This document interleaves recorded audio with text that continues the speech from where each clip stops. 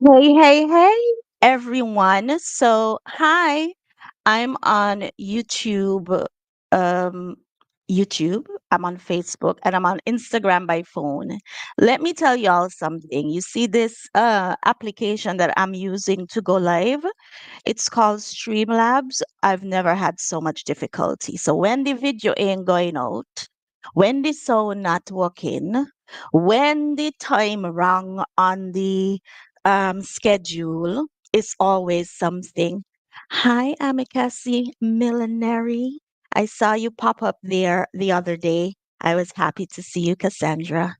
All right. So this is day 6.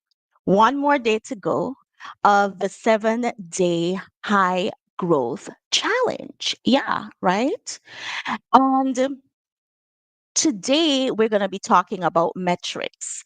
So yesterday we spoke about um what did we talk about yesterday? Oh, finding the right business coach. And I used quite a lot of what would I say? Quite a lot of um, data around that day because, of course, I'm a business coach. So I didn't want you all to think that I have business coaching on the high growth entrepreneurship roadmap just because I am also a coach. So I use a lot of data around that.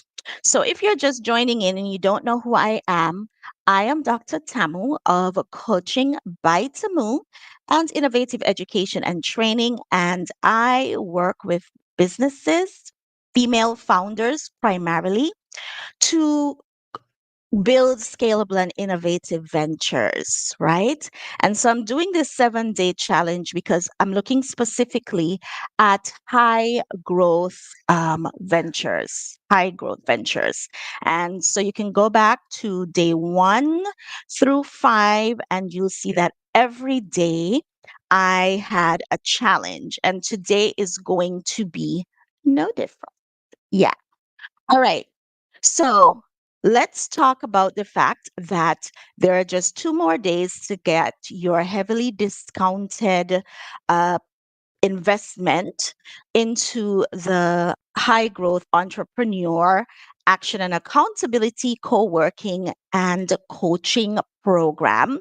The details are in the description on YouTube and at tamubrown.com. It's a 6-month online accelerator. But what I love about it is that we're going to be actually co-working, like working in real time on your issues as per each step of the roadmap. So I'm really excited about it.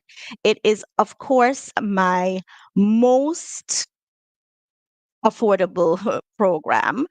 And that's because I really want people to, begin moving people into high growth entrepreneurship, right? All right. So let's talk about metrics. So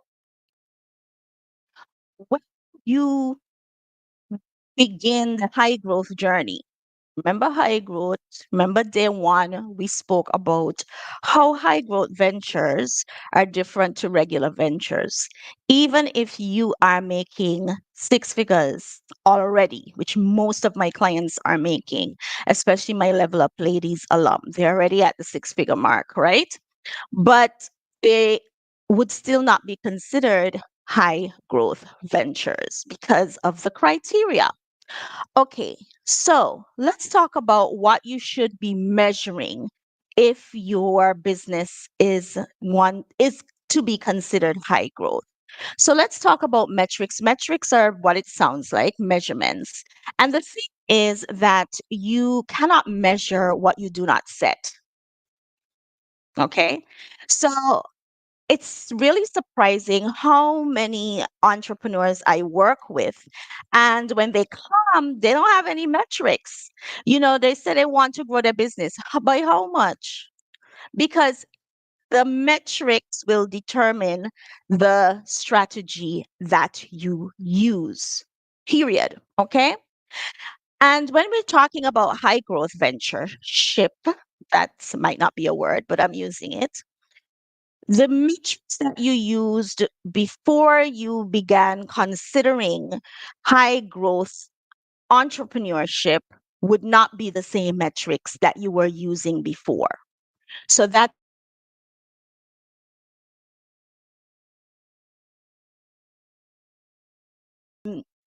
you will be surprised, right? That a lot of people don't set revenue metrics. Yeah. And I'm always like, I don't want to hear about them other things where you got. We need the revenue goal. But remember, when it comes to revenue, right? There's a specific requirement in terms of revenue growth to be determined as a high growth venture. And there's also a term called gazelle. I have a series called the constrained gazelle that I write about. And gazelle is even, more high growth than a regular high growth venture. So look up the term gazelle in entrepreneurship and you can see what the metrics might be for a gazelle. All right.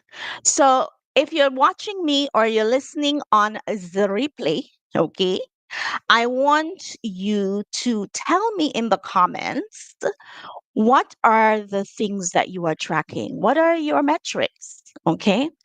And your metrics can be different to your key performance indicators. Hey, Sonara, how you doing, girl? All right. So remember, we only got 30 minutes on here. So let me get to the story, okay? Plus, I'm really hot. So let's talk about some of the metrics that you need to consider. I wouldn't even say consider. Metrics you must have if you are going to be crafting and creating a high growth venture. So, one is revenue growth. You see how that different? Normally, we're always talking about what is your revenue goal. But for a high growth venture, we're talking about what is your revenue growth. So we're measuring growth. We're not just measuring revenue. And depending on, so 20% growth annually is the minimum to be considered a high growth venture. That's just one of the criteria, because remember, you have other criteria. Okay. So we want to look at revenue growth rate. The other metric that we want to track is profit margin. Now, watch here. Okay. You have women or anybody, any entrepreneur, but I focus on women, that a woman can be an entrepreneur can be making six figures. But what is the profit margin? Because in my estimation, if the profit margin does not get you to six figures, are you a six figure entrepreneur? Because you can easily make six figures, especially if you are in services like consultancy, etc., professional services, or if you're in products in our space, anything in fashion and beauty that makes a lot of money, right? But what is your profit margin? And we're talking both net, gross and net, gross and net. Because then the question is, are you really in a profitable business? And this is especially true for entrepreneurs who sell things, tangible things. Because when a business sells tangible things, there are lots of overheads that go with that. So a metric you need to track is profit margin. Okay? So let me know if you're even tracking profit margin. All right? And if not, is the time to do so.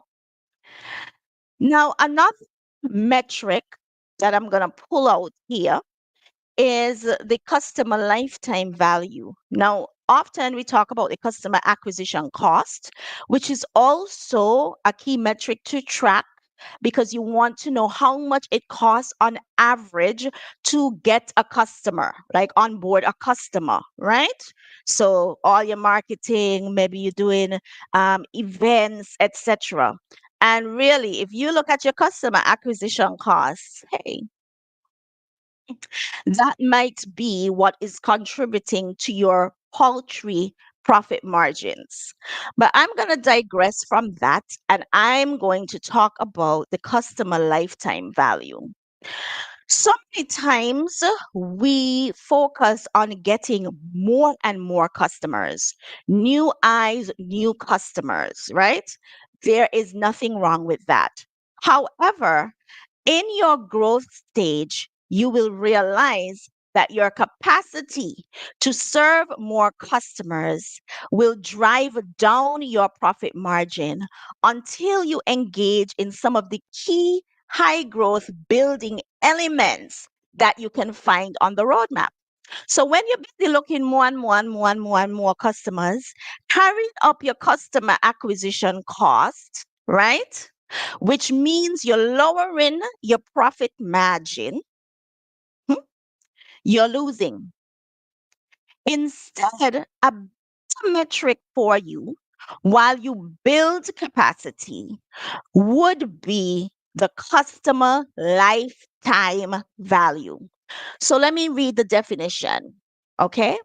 So the customer lifetime value is the total revenue that you can expect from a single customer over their relationship with you. So obviously, the higher, right, the value, right, the better for you. So you might want to reconsider your strategy and focus on your customer lifetime value while you save some of those funds that you would have spent on your customer acquisition so that you could reinvest to build the capacity to actually serve new customers. Okay? Kaaya, haul and tug and fight for new customers, but you cannot even serve them. And the cost to get them, the customer acquisition cost, is so high that your profitability is low. And if you can't make it out of the five-figure range when it comes to margins, you're doing something wrong. So when we now move into the high growth story, we are tracking not just customer acquisition costs, which I know a lot of you tracking, okay? But two, we are tracking lifetime value. What is the customer lifetime value? Now, hey Veronica, so Sassy V Clutch is on here, Lavelle on here, right? Hi Don. These are two examples. I hope they didn't stop spending with me after I use them as examples. Coaching by Tamu customer, you tend to always be a coaching by Tamu customer. So my customer lifetime value is high. Veronica laughing because it's the truth, right? So instead of spending my energy and money bringing in new customers, I continue to offer to my existing customers new things, new things, new programs. So as they grow, I have something that can help them in their phase of the journey. So when I started, I began with workshops. Boy, them workshops were full. And I was teaching the real fundamentals. And then I moved to let's grow, let's innovate. So there came Jumpstart Your Business in 90 days for existing entrepreneurs whose revenue had kind of plateaued. Then we went to Level Up Ladies, which is like a signature program for me. It is a very intimate, personalized 6 month accelerator. And we in there every week that thereof. We in there every week, okay? And then they buy planners, right? Some of them gonna be in this high growth action and accountability program, right? So the question is, what are you doing to increase your customer lifetime value? And remember, generally the price point keeps going up. This is an anomaly, the her action and accountability program, because level up parenting is thousands of US dollars, elite thousands of US dollars. But the coaching and co-working program that goes with this challenge, right? That's less than, even at the highest price point, it's gonna be like 200 US. But the thing is that it's like, I'm experimenting with a new concept, this idea of the co working and coaching, and I love it. Plus, I really want to spread the gospel of the Her Roadmap and see it at work. Okay. So let's go over some of the metrics. Hey, Jillian, that we need to track for high growth. So we talked about revenue, but we looked at revenue growth rate. We didn't just want to track revenue, we want to track the growth rate, because the growth rate is an indicator of whether or not you are a high growth venture. Then we want to track the profit margins, because you can be making six figures in revenue and three figures in profitability. And that does not equal high growth entrepreneurship.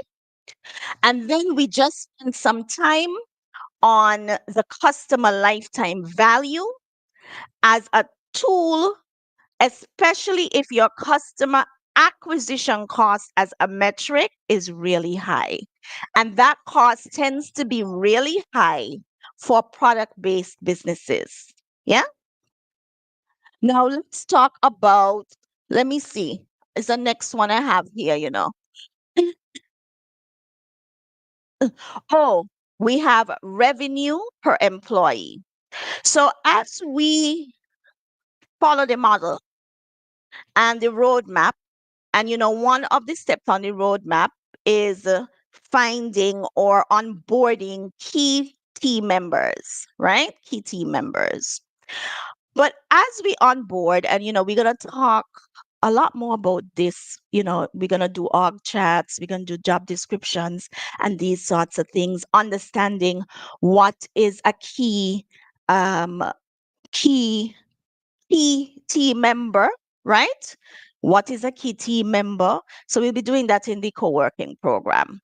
But now you want to consider, well, especially if you're in service, and when I say service, I mean if you have a salon and you have hairdressers that work under you, not the ones that are renting booths. If you do pedicures and manicures and you have junior pedicure and manicure specialists, they work under you. If you're a trainer and you have other trainers under you, if you are an educator or teacher and you have tutors under you, the question is, what is the revenue per employee, right? The higher the revenue per employee, it means the greater your efficiency. So it's the total revenue over the number of employees. So because employees have a cost. So what is the return on investment of the employees that you have?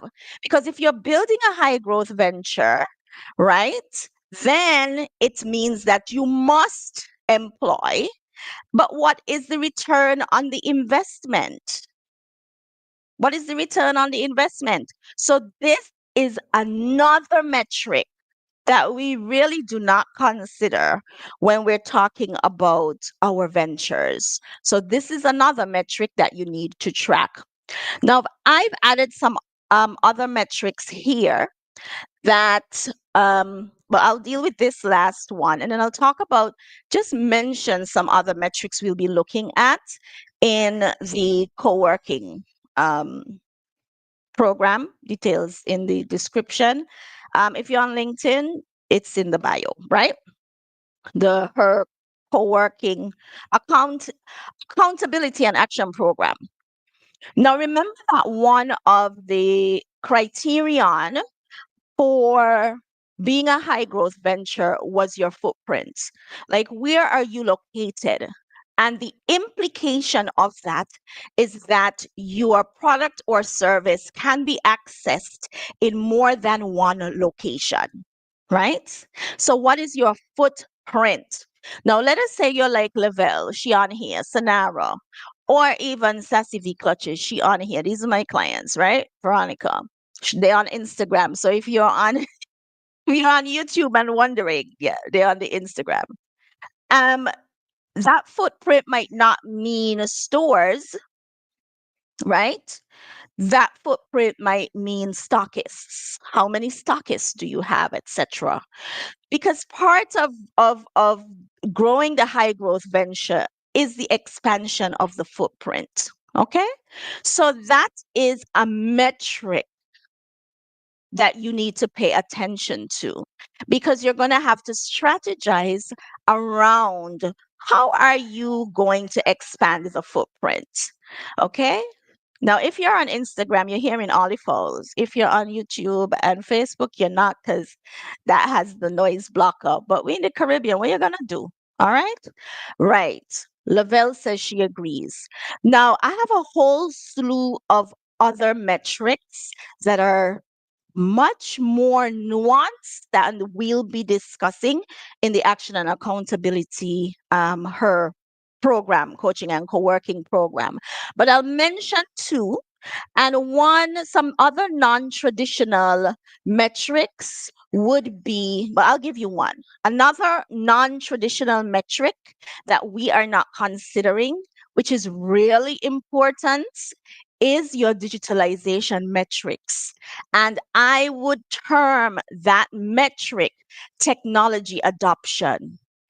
Can't wait to deal with this metric in co-working, because I want to not just talk about technology adoption. I want to talk about leveraging technology and measuring the rate of your digitalization and transformation when it comes to business model innovation. By it hot. It's hot. Even sounding saying it, it's sound hot, right? And so that is something I really want to look at when we doing the co-working program. So a non-traditional metric, I think. Well, scenario say, wow, like you ain't know the Dr. Tamu. She's saying, wow, she know how it go. Alright, okay, well, all you need to sign up so you could get a little discount before it goes back up on the air. Yeah, get with it. All right. So we want to talk about that technology adoption, the intake, and remember, one of the steps on the roadmap is key tech. You know, I have a saying, tech is your teammate.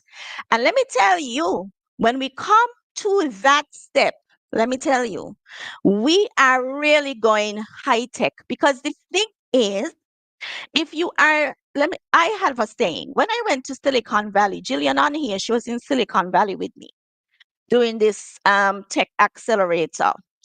And the tech AI solution that I pitched and will begin working earnestly on in 2025. Um, my rationale for that, it's around tech, women tech founders. But you know what?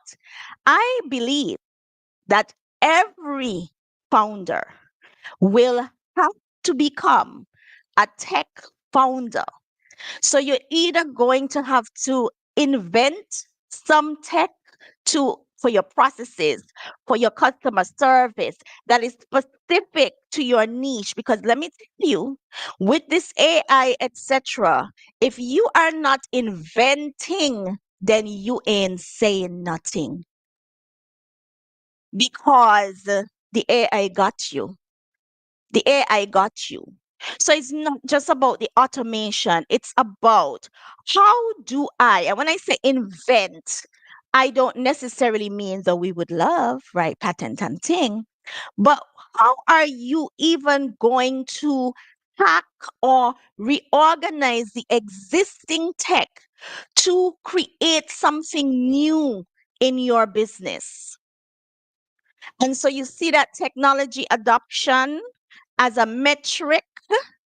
We got to talk about that. We got to talk about that. You understand? We got to talk about that in the co-working. So let me revise. I see some new people join. There's Sexy Sashi. There's Physio Douglas. So let me just go back down the metrics because we only on here for 30 minutes and the 30 minutes, yeah. Okay. So the metrics, if you're trying to grow high growth, the metrics once again, and there are many more metrics we're gonna deal with in the coaching and co-working. And we're gonna look, because remember it's a co-working program. So we are looking at the metrics. Some of the metrics are going to be universal to everyone in the program, but they are going to be metrics that are specific for you. And these other metrics we will disclose and discuss there. But some of the metrics for you who will not be joining me, I don't know why you ain't joining me, because you should join me. Yeah.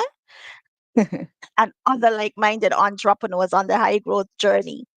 So we talked about revenue growth as a metric, not just revenue growth. What is the percent of revenue growth? Okay. Number two, we talked about profit margin. Why? Because you can make 6 figures in revenue and 3 figures in profit. So if you're only making 3 figures in profit, are you really a high growth venture? Then talked about the customer lifetime value and the value in continuously investing and inventing new product services add-ons so that you keep making money and you follow your customer. So what is that value that you want on your customer? People, I don't want to out my customers on here, but I can tell you that Coaching by Tamu customers spend thousands of US dollars with me. Why? Because they're moving from Coaching by Tamu program 1, 2, 3, 4, 5. Why? Because I am growing with them. So, what are you offering your customers so they keep coming back? Right? Keep coming back, because another metric that we don't keep track of is the customer acquisition cost. When you're busy trying to haul in new customer, new customer, new customer, but you're not tracking how much it costing you to get the new customers, new customers, new customers. And if you did, you would see you're losing. You would see that you're losing. As a matter of fact, even for the event you're losing. So imagine the customer acquisition cost over time. So it is not that you should not bring in the new customers, but you need to look at the cost of acquisition. And perhaps your strategy should be reinvesting the savings in the customer acquisition cost so that you can provide new value, so that you can increase the lifetime value for the customer, okay, of the customer. So set a figure. How much over the life of the relationship, right? So since 2019 is when I really started coaching by Tamu. Now, innovative education and training, that's like leadership training, etc., that different. And even so, the customers, they keep coming back because I keep reinventing the wheel and the curricula, the program, the approach. You cannot see a coaching by Tamu thing that look the same twice. It can't happen, right? New value, new value. But on the coaching by Tamu N, new value. What is the new value? Right? What is the new value? So let's see, over the span of 2 years, how much do you want your most um excited, loyal customers to spend with you? How much do you want your customers who kind of lukewarm, right, to spend with you? And is it worth the cost of moving the lukewarm to the hot? Or should you make as much money from the hot, who will then bring in some people who are already converted? And you begin that lifetime value metric measurement all over again. Then the other metric we looked at today, we looked at the cost per employee or revenue made per employee. How much they're making you? What is the return on your investment in employee fees and benefits?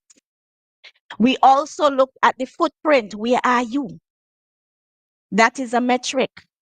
And one of the most non traditional metrics of these metrics that I've discussed is the metric around technology adoption. All right. So your challenge today has been scrolling across the screen happily. And now that you have some new metrics to consider, I want you to identify two key metrics that you will track in 2025. So our 30 minutes is done. Short, sweet, impactful, of course. And all the details to sign up, you can sign up directly in Instagram. The link is in the bio. You are discounted today. I think it's 115 US today and tomorrow. And then it goes to 145 US. And then after that, it goes to 200 and so on and so forth, right? And so get your investment done, right? I appreciate you in advance. So that's it for me and day 6. Tomorrow I had said that we were going to do it at 6 p.m., but me not able. So I'll be coming on at 10 tomorrow. Last day of the 7-day high growth entrepreneurship challenge. All right, bye Instagram, and then I'll tell YouTube bye bye. I hope this was great for you. Bye. All right.